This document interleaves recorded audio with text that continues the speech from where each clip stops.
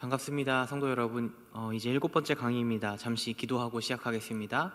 하나님 감사합니다. 오늘도 함께 우리가 주기도문의 말씀을 나눌 때에 참 하나님 나라를 구하며 또 그 믿음으로 사는 삶이 될 수 있도록 우리를 붙들어 주시옵소서. 감사드리며 우리 주 예수님의 이름으로 기도드립니다. 아멘. 지난 시간에 우리는 당신의 나라가 임하시오며 라는 두 번째 청원을 살피기에 앞서서요, 이 청원에 등장하는 하나님 나라라고 하는 중요한 개념을 먼저 살폈습니다.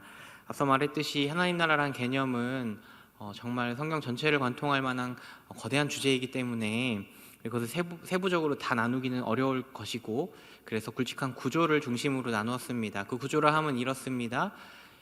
기억을 떠올려 보면 주님의 오심으로 인하여서, 주님이 이 땅에 오셔서 선언하신 것과 같이 이미 임한 하나님의 나라가 있고, 또한 우리가 주님의 다시 오실 때에 그래서 임하지 않은 임하게 될 하나님의 나라가 있음을, 그 주님의 가르침 속에서 우리는 함께 살폈습니다.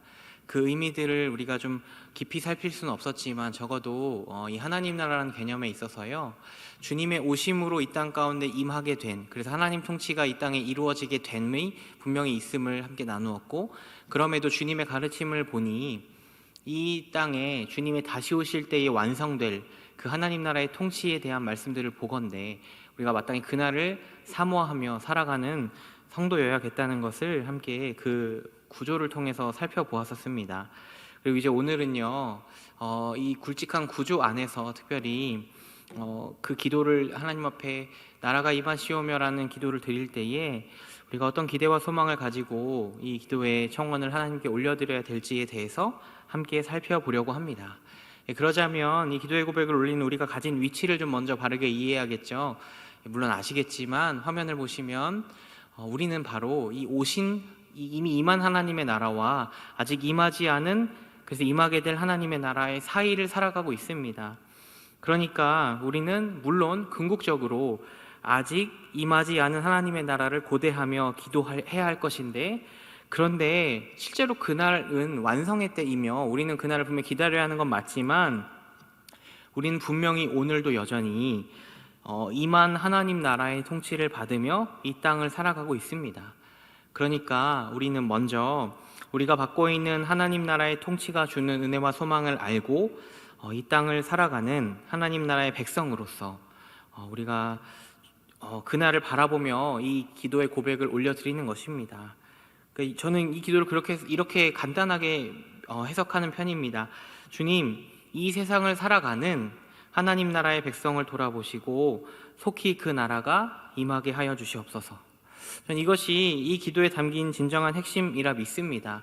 물론 그렇게 보면 이후로 우리가 이제 4번째, 5번째 청원으로 이어지는 그 모든 청원들이 사실은 이 하나님 나라를 향한 기도의 고백 속에 다 담겨 있다 보는 것도 좋을 것인데요, 그 세부적인 내용들은 우리가 앞으로 천천히 살펴볼 것이고, 특별히 오늘은 주님의 오심으로 말미암아 이미 임한 하나님의 나라의 통치를 받는 우리의 은혜의 유익이 무엇인지를 좀 살피면서요, 그 믿음을 가지고 구하는 나라가 임하시오며 라는 기도의 내용들을 좀 고민해 보기를 원합니다.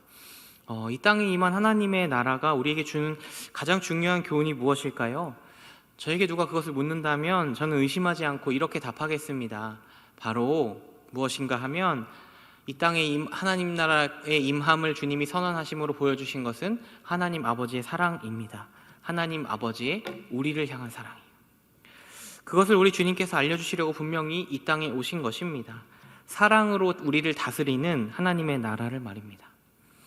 이것을 우리에게 증명하듯 요한복음 말씀은요, 우리에게 이 땅 가운데 오신 주님의 임하심의 가장 중요한 신학적 메시지를요, 이 한 절 말씀에 잘 요약해주고 있습니다. 요한복음 1장 14절 말씀입니다. 잘 아시는 말씀인데요, 이 말씀 중에 저 굵직한 것을 보시면 말씀이 육신이 되어 우리 가운데 거하셨다라고 말씀이 우리에게 증언하고 있습니다. 이 말씀이 무엇인지를 요한복음 분명히 하나님 그분 자체이시며 또한 하나님의 지혜요 또 그 뜻이신 말씀이 육신이 되어서 우리 가운데 거하신 것이라고, 곧 성육신의 사건을 우리에게 선언하고 있습니다. 이 말은 중요한 의미가 있습니다. 이 땅에 주님이 임하신 것에 담긴 중요한 의미가 무엇이냐면, 이 땅에 육신으로 오셔서 우리 가운데 거하심으로 하나님 나라를 알아듣도록 인격적으로 가르쳐 주시고 또 지도해 주시고 가장 중요하게는 직접 보여주시는 것입니다. 그것이 바로 주님이 오심으로 우리에게 하신 가장 중요한 일임을 우리가 분명히 알게 되는데, 그래서 요한복음 말씀을 보면 이 땅에 오신 주님께서요, 그 하나님의 나라의 가장 중요한 성격이 무엇인지를 직접 말씀으로 가르쳐 주십니다. 너무나 잘 아는 말씀이죠. 요한복음 3장 16절 말씀입니다. 하나님이 세상을 이처럼 사랑하사 독생자를 주셨으니 이는 그를 믿는 자마다 멸망하지 않고 영생을 얻게 하려 하심이라. 그를 믿음으로 얻게 되는 이 모든 것, 즉 영생을 얻게 되는 이유는 무엇이냐면 바로 하나님의 사랑이라는 것입니다. 그 사랑으로 또한 요한복음 1장의 말씀을 보면 그 우리를 자녀 삼아 주시는 은혜, 그 권세가 우리에게 주어지게 되었음을, 그렇게 하나님의 사랑으로 이 땅에 하나님의 통치를 세워가는 과정을 우리에게 보여주시는 것임을 우리가 말씀을 통해서 분명히 살펴볼 수가 있습니다. 물론 이것이 왜 우리에게 놀라운 은혜인지에 대해서 우리가 분명히 언급하고 넘어가야 할 것 같습니다. 지난 시간에도 제가 분명히 언급한 바 있듯이 구약에도 이미 하나님의 나라, 즉 하나님의 통치는 전제되어 있었습니다.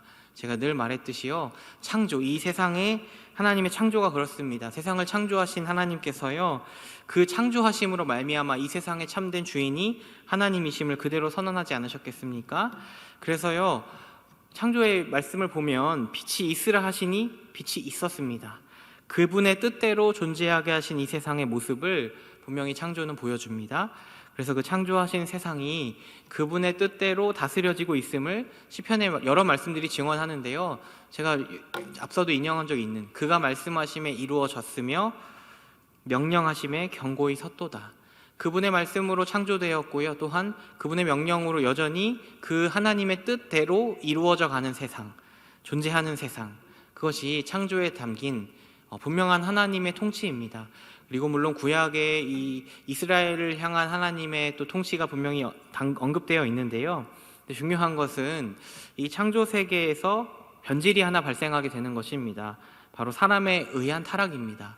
성경은 이 타락의 사건 속에서요, 여인의 그 보는 행위를 우리에게 주목하게 합니다. 하나님께서 분명히 먹으면 죽으리라 하셨던 그 선악과를 여인이 본즉 이제는 죽으리라 한 열매가 아니라 먹음직하고 보암직하고 지혜롭게 할 만큼 탐스럽기도 한 나무였다라고 성경은 분명히 증언하고 있습니다. 그러니 이 타락의 본질이 무엇이냐 묻는다면 아주 간단하게 이 세상을 통치하시는 그 하나님의 통치를 부인하고요, 사람이 자신을 스스로 하나님과 같은 위치에 두려는 의지가 바로 타락의 본질이라고 저는 생각합니다. 하나님이 창조하신 세상을 사람이 주관하려는 역사가 타락 이래로 시작된 것입니다. 그래서 신약학자 김세윤 박사님은 이와 같은 사람이 주관하려는 역사의 모습을요, 아주 효과적으로 요약해서 진술을 하신 예수님의 비유의 말씀이 탕자의 비유라고 그렇게 주장하기도 합니다. 저도 이 내용이 참 타당하다 생각하는데 그 책의 내용 중에 이렇게 그 부분을 소개하는 부분을 인용해 왔습니다. 함께 보시면 이렇습니다. 그러니까 예수는 지금 탕자의 비유에서 아버지에게 자기의 분깃을 요구해 취한 다음 아버지로부터 멀리 떠나는 것으로 표현하고 있다는 것입니다. 예수는 하나님께 등을 돌리고 자기 주장을 선언한 아담을 이렇게 탕자로 표현한다는 것이죠. 계속해서 보면은, 그래서 아담 또는 탕자는, 그러니까 창조된 존재인 사람이 창조주인 아버지의 무한한 부요함에서 분리되고 떠난 것이며, 타락이라는 것이 이와 같다는 것입니다. 그 결과로요, 이제는 자기의 제한된 분기 속에 갇혀버렸습니다. 인간의 내재한 자원이 자기 자원의 전부가 된 것입니다. 하나님의 통치 속에서는 완전한 것들을 누릴 수 있었음에도 불구하고 자기가 통치자가 되고자 하여서요, 분명히 제한된 모든 세상의 것들을 제한된 것 안에 갇히게 되었다는 것입니다. 아담은 자기의 내재 자원에 갇혔습니다. 이것을 제한성을 나타냅니다. 피조물의 제한성입니다. 그래서 우리는 창조주의 전능하심, 전지하심, 영원하심, 무소부재하심 등 이런 것에 참여하지 못하고 그 반대로 시간적으로도 장소적으로도 능력이나 지혜나 사랑에 있어서도 제한되어 있음을 봅니다. 이것은 곧 결핍으로 나타나는데 결핍은 인생의 가장 근본 문제입니다. 그러니까 사람이 타락 이후로 그 인생의 결핍이라는 근본적인 문제를 가지고 살아가게 되었다는 것입니다. 왜냐하면 하나님의 통치를 부인하고 자기가 이 세상을 마음대로 다스리고자 하는 시도 속에서요. 이것이 바로 이 땅에서 사람에 의해서 벌어진 타락, 그 이후에 모든 삶을 요약해주는 중요한 모습입니다. 그러니 하나님의 통치가 아닌 자기의 통치를 통해서 무엇인가를 해보려고 하는 그 모든 시도 속에서 인간은 결국 완전한 구원에 이를 수도 없고 하나님의 완전한 통치로부터도 멀어지게 된 그 상황 속에서요, 이 땅에 오신 예수님께서는 하나님 나라의 통치에 담긴 은혜를, 이 땅 가운데 그 하나님의 사랑을 그분의 삶을 통해서 또 가르침을 통해서 분명히 보여주시려고 한 것입니다. 복음서의 수많은 장면들이 사실은 그것을 다 보여주고 있는데, 그 중에 대표적으로 한두 가지만 살펴보면 이렇습니다. 마가복음 2장에 있는 말씀인데요, 우리 주님께서 하신 일들 가운데요, 특별히 죄인들과 세리들과 함께 먹는 그 장면을 보여주고 있는데, 그 장면을 보면 이렇습니다. 예수님께서 많은 세리와 죄인들과 함께 앉아 그들과 함께 먹고 마시는 모습을 보며 바리새인과 서기관들은 말하고 있습니다. 어찌하여 그들과 함께 먹는가? 그때 예수님 말씀하시는 것은 나는 의인을 부르러 온 것이 아니라 바로 죄인을 부르러 왔다, 이렇게 말씀하십니다. 죄인과 교제하는 일은 당시에 세상 나라에 있어서는 안 되는 일이었는데, 그러니까 세상 평판으로도 율법으로도 그것은 분명히 안 되는 일인데, 이제 하나님 나라의 통치자인 주님이 오셔서요, 하나님의 자녀로 부르시고 하나님의 다스림을 받게 될 사람들인 그들과 함께 교제하시는 것입니다. 그래서 그들과 더불어 먹고 마시며 교제하시는 모습을 이 말씀을 통해서, 아니 그분의 삶을 통해서 세상을 향해서 보여주시는 거죠. 그뿐이 아니라 수많은 말씀들 있지만 우리가 잘 아는 팔복의 말씀을 보더라도요, 산에 오르셔서 사람들을 향해서 선포하시는 메시지를 보면 이렇습니다. 심령이 가난한 자에게 복이 있나니 천국이 그들의 것이라고요. 쭉 이어지는 수많은 사람들에 대한 말씀을 보고 또 10절을 보면 이렇습니다. 의를 위하여 박해를 받은 자는 복이 있나니 천국이 그들의 것임이라. 하나님 나라가 선포되는 때에 마땅히 반응하는, 그래서 하나님을 찾고 구하는 영적 가난을 가진 사람, 또한 의를 위하여 박해받는 자들에게 천국이 있다 말씀하시는 것입니다. 그러니까 하나님의 나라는 그것을 염원하며 기다리는 자들의 것이라고 분명하게 말씀하시는 것입니다. 하나님을 바라보고 하나님 나라의 백성으로 살아가는 사람들에게 얼마나 큰 위로와 소망으로 하나님이 갚아주시는지를 분명하게 선언하는 것입니다. 우리가 사는 세상과는 다른 법칙이죠. 우리가 사는 세상은 은혜가 통치하는 것 아니라 우리가 가진 것, 우리의 힘, 우리의 능력, 이와 같은 것들을 통해서 우리 스스로를 입증하고 증명해야 하는 것인데, 주님의 나라는 놀랍게도 그 주님의 나라에 반응하는 자들, 그리고 또 때로는 손가락질 당하던 죄인, 그 외에도요, 가난한 자, 또 고아와 과부와 같은 약한 자들이 바로 하나님 나라의 사람들이라고, 하나님의 은혜를 받는 자들이라고 주님은 그렇게 선언하심으로요, 하나님의 다스리심이 바로 너무나 놀라운 은혜의 통치임을 이 여러 가지 복음서의 말씀들을 통해서 또 그분의 삶을 통해서 우리에게 보여주고 계시는 것입니다. 그리고 또한 주님께서는 가장 궁극적으로요, 그분의 삶을 통해서도 하나님 나라를 선언하셨지만 그뿐 아니라 그분의 희생으로 하나님의 그 놀라운 우리를 향한 사랑을 확증하셨습니다. 그래서 그 주님의 하신 모든 일들을요, 사도들이 이렇게 그 이후의 말씀들을 통해 분명히 확증하지 않습니까? 로마서 5장 8절 말씀, 우리가 너무나 잘 아는 말씀이죠. 사도 바울이 이렇게 고백하죠. 우리가 아직 죄인 되었을 때에 그리스도께서 우리를 위하여 죽으심으로 하나님께서 우리에 대한 자기의 사랑을 확증하셨다고요. 사실 이 주님의 그 자기 희생, 그 자기를 죽이심으로 하나님의 일을 이루심에 대해서 주님 분명한 자의식을 가지고 계셨습니다. 그래서 복음서를 보면 주님은 실제로 3차례에 걸쳐서 예수 그리스도께서 자기가 예루살렘에 올라가 장로들과 대제사장들과 서기관들에게 많은 고난을 받고 죽임을 당하고 제3일에 살아나야 할 것을 제자들에게 비로소 가르치신 뿐만 아니라 그 이후로 2차례나 더 가르치셔서요, 주님의 일들이 이와 같다라고 말씀하셨던 것처럼 주님 분명히 이와 같은 일들을 통해서 하나님의 사랑을 확증하시는 분이 바로 자신이심을 알고 계시고 또 그걸 선언하셨습니다. 그리고 마침내 그 일을 이루심으로써요, 우리에게 하나님의 사랑을 베푸심으로 우리의 죄 용서와 회복을 우리에게 허락하셨음을 성경은 또한 증언합니다. 로마서 3장을 보면요, 그리스도 예수 안에 있는 속량으로 말미암아 하나님의 은혜로 값없이 의롭다 하심을 얻은 자가 바로 우리라 고백하고, 로마서 5장 10절 말씀을 보아도요, 곧 우리가 원수 되었을 때에 그의 아들의 죽으심으로 말미암아 하나님과 화목하게 되었다라고 성경은 말하고 있습니다. 사랑하는 성도 여러분, 그렇게 우리는 주님 안에서 주님을 믿음으로 하나님의 나라의 자녀요, 하나님의 통치를 받는 백성이 되었습니다. 앞서 말했듯이요, 놀랍게도 하나님의 그 은혜로 다스려지는 그 나라, 이것이 바로 하나님 나라의 임함이고 실존입니다. 그렇게 타락 이래로요, 결핍과 그 결핍 속에서 죄와 사망으로 나아가게 되는 사탄의 지배를 받던 이들 가운데 우리는 실제적인 하나님의 통치를 받는 사람들이 된 것입니다. 이것이 바로 하나님 나라의 임함이 가장 중요한 의미입니다. 그래서 로마서 5장을 보면요, 그 하나님 나라의 임함으로 믿는 사람들에게 주어진 그 하나님 나라의 통치의 영역의 변화를 굉장히 생생하게 보여주는 증거하는 장면이 있습니다.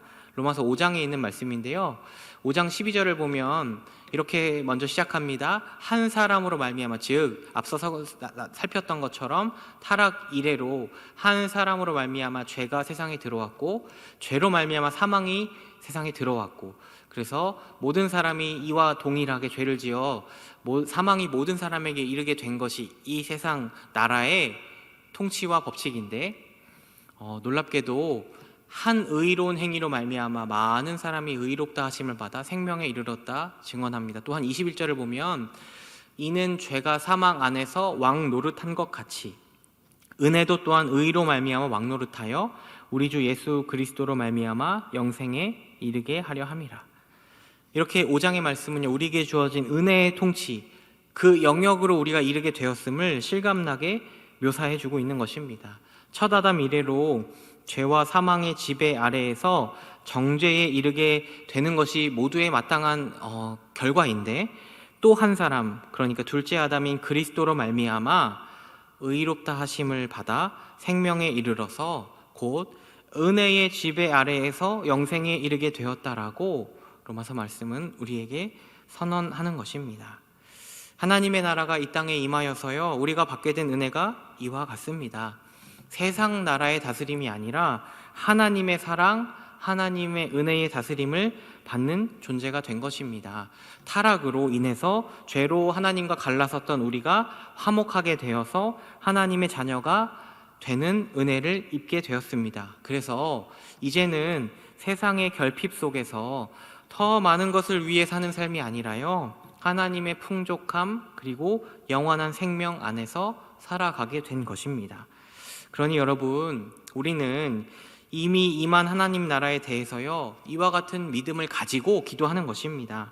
하나님의 통치를 받아서요, 그래서 우리에게 주어진, 베풀어진 수많은 은혜를 기억하며 오늘도 이 하나님 나라의 통치가 이 땅 가운데에서 확장되기를 하나님 그렇게 하시기를 구하는 청원이 바로 이 믿음의 청원인 것입니다.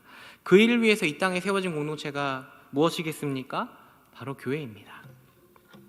그러니 우리가 이 관점에서요, 우리 나라가 임하시오며라는 청원에 어떤 믿음을 담아야 하겠습니까? 무엇보다요, 이 나라가 임하시오며라는 고백 속에요, 우리는 분명히 이런 믿음이 있어야 할 것입니다. 바로 이 땅 가운데, 우리가 여전히 살아가고 있는 이 세상 가운데, 왜냐하면 우리도 믿음 안에서요, 이 하나님의 통치를 받은 사람들이니 이 땅 가운데에 하나님의 통치가 임할 것을 간절히 구하며 또 기대하며 소망하며 이 기도를 우리가 올려드려야 할 것입니다.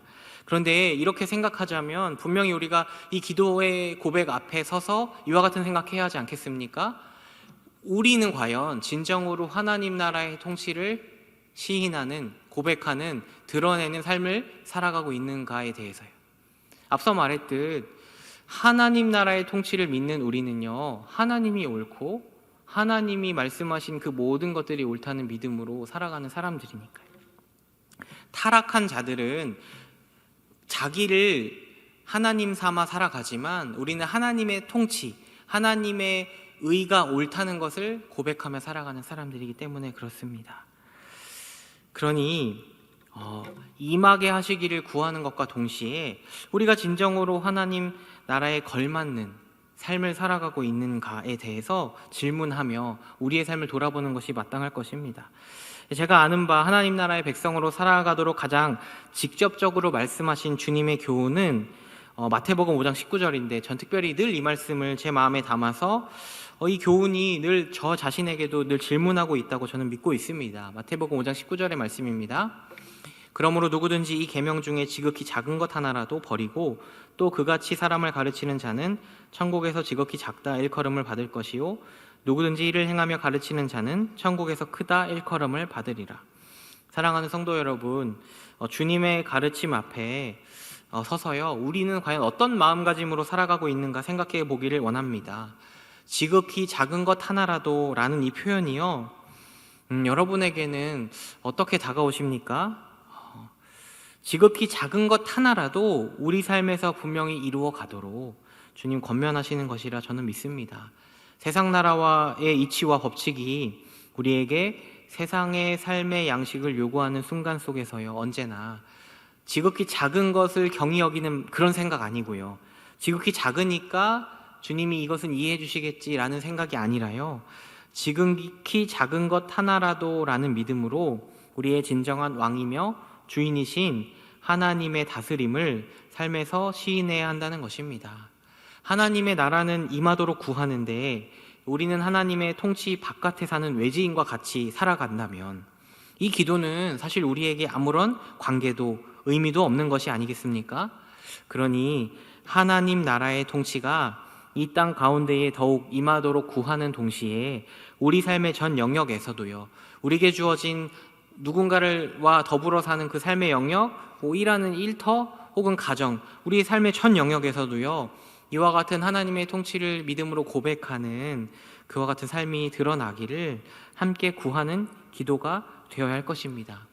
그런데 그뿐 아니라요, 우리가 잊지 말아야 할 분명한 한 가지, 앞서 계속해서 강조했던 하나는 무엇이냐면 바로 하나님 나라의 통치는 분명히 은혜의 통치며 또한 회복의 통치라는 사실, 우리가 이것을 절대로 잊지 말고, 이것이 왜 필요하냐면 하나님 나라가 임하기를 구하는 우리 기도 속에요, 이 땅 가운데에 바로 그 은혜의 통치와 그 회복의 통치가 나타나도록 믿음으로 구하여야 하기 때문입니다.